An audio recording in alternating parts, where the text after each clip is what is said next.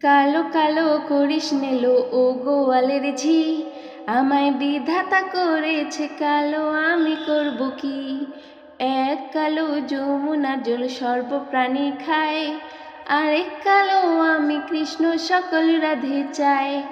এই কথা শুনিয়া কানাই বাঁশি হাতে নিল, সর্প হয়ে কালো বাঁশি রাধের দংশিল।